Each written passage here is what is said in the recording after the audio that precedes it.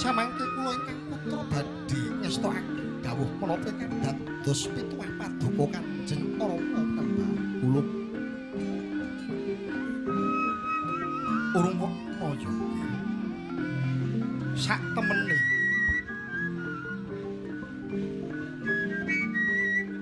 anggonmu tumeka ana pertapan Candramanik iki setengah ngono pun bapa kang hamele niki kados pundi Kanjeng Rama mangerti ya Yogya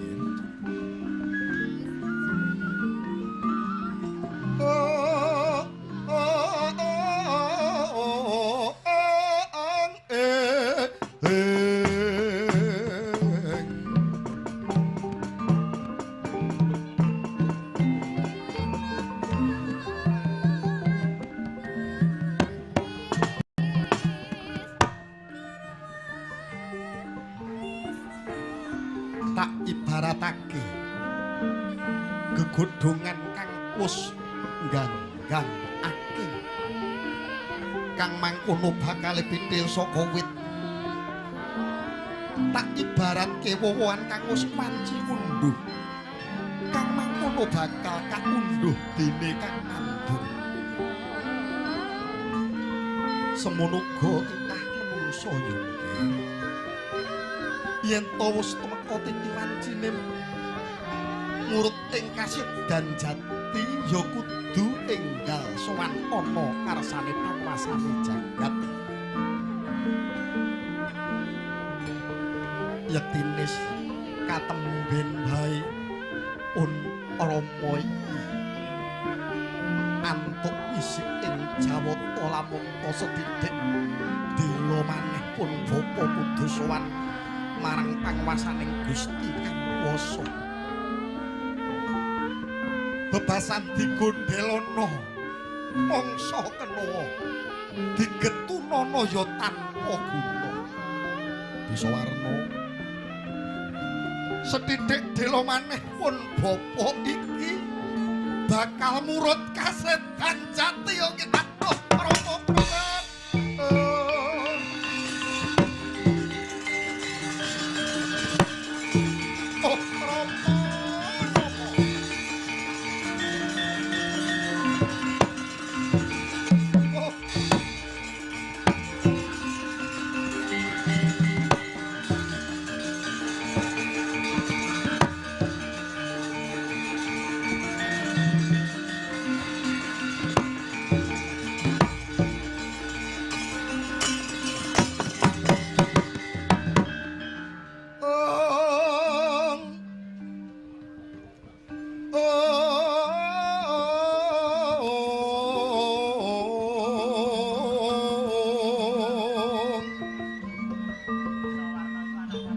surem-surem tewangkara kingken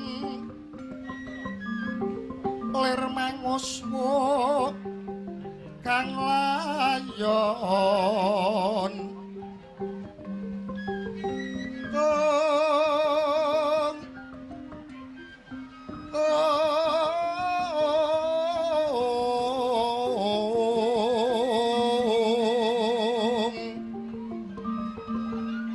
denyo ilang memanisi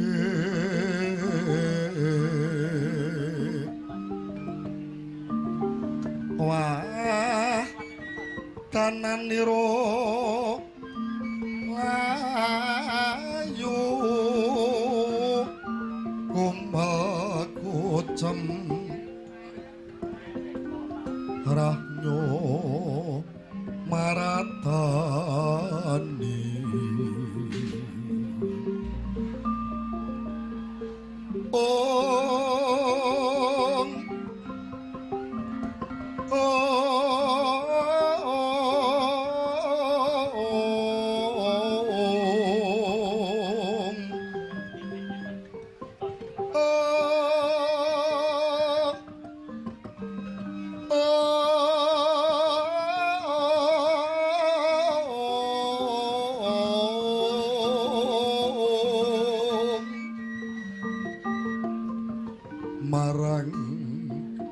sariranipun males deneng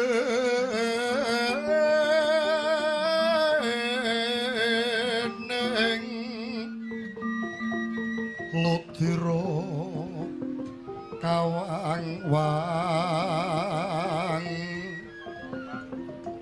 gegono bangsu mirat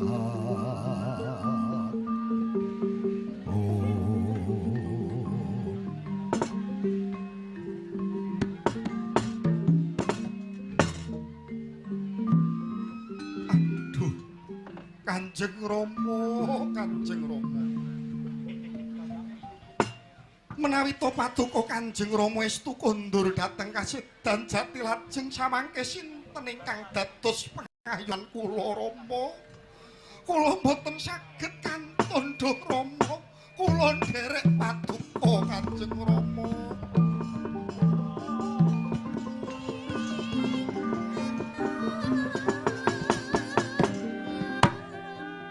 Kula bisa warna murungake nyedhak inggih Kanjeng Rama.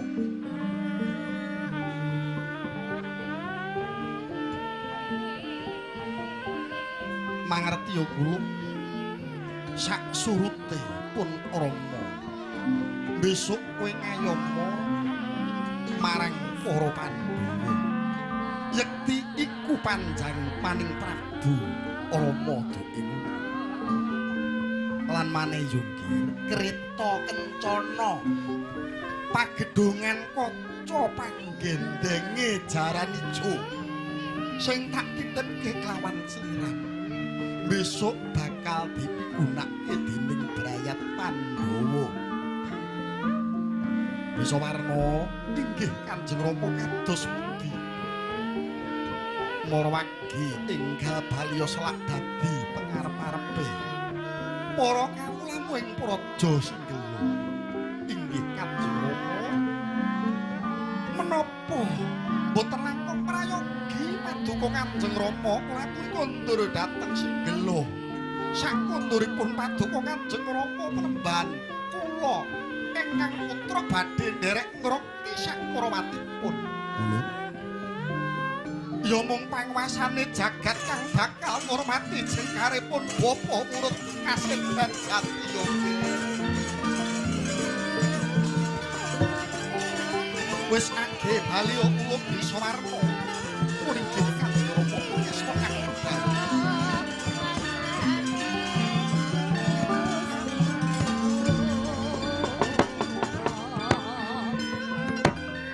ucap nalika semono tinundung dening ingkang Rama Sang Prabu Bisawarna.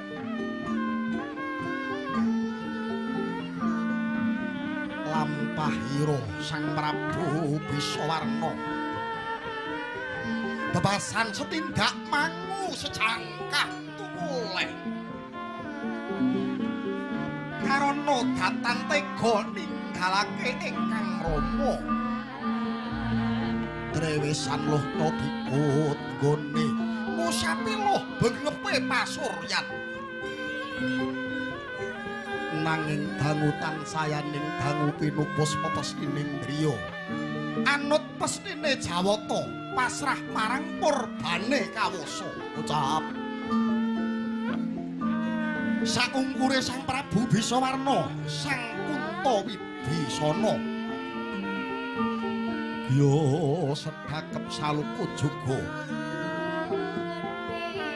ing ngarsa nutupi babakan Hawasana nutupi babakan Hawasanga ing ngarsa ya amisah kadange caturwarna kang mapan ana sajroning angga ana geter kang mijil saka jiwa kono mring kadange caturwarna oncat saka ragane Sang Kunto Wibisana.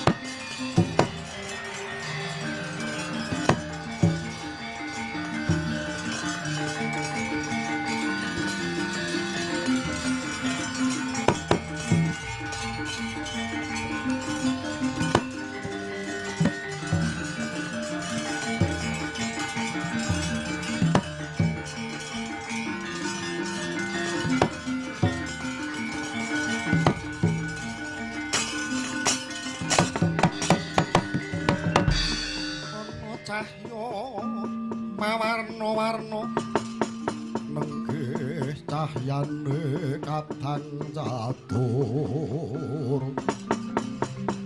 banyu bumi geni angin dumadi nira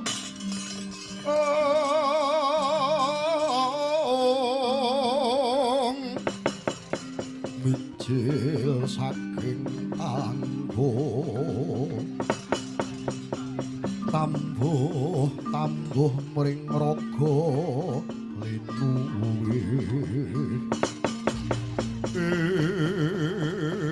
aduh raga linuwe aku Diktiya Kala Bantala aku mbok kipatake ana wigati apa ladalah raga linuwe aku Diktiya Kala Dahana ana wigati apa wela ana apa aku Diktiya Kala Maruta duh araga linuwih wonten karsa kados pundi paduka klipatake dhateng kula aduh araga linuwih kula pun Diktiya Kala Ranu kula cumadong dawuh mangertiya kadangku caturwarna anane sira kabeh tak kipatake saka raga jalaran jenenging sun bakal sowan ana ngayunan jati aku bakal sowan ana ngarsaning Gusti mula kowe ora bakal tak kanthi lah pripun iki yen ta wonten napa-napa kula sing mbut gawe welah apa sing dadi panjang kamu aku sing tumandang gawe welah iki ngerti-ngerti arep dicepot saka rombongan iki piye aku melu to melu sapa ya melu kowe aja kuwatir ayo mengko yen ana gamelan diunggahke truk ya pokok melu ngetut gamelan wela iki yo opo siap elep loro ora dinggo tak tupaki dhewe lho ya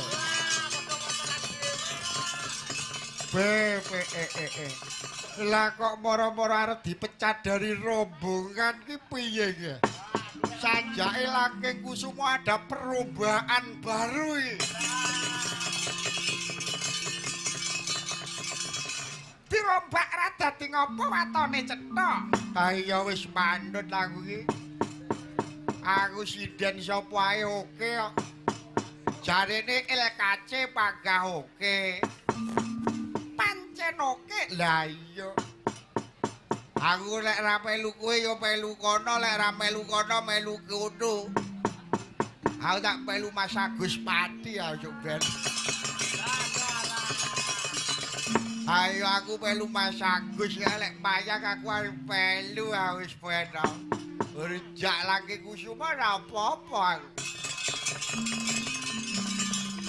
Iya kadangku Caturwarna mangertya lamun to samengko sira ora tak keparingake nderek kowe kabeh lumaku ana pesanggrahan Duryapura yen to ing kono ana satriya panengah Pandhawa kang aran Raden Harjuna. Ya Raden Harjuna kang bakal bisa nguntapake sira. Ya nyampurnake sira sangat dakwah yen ngono aku njaluk pamit. Praban, aku njaluk pamit.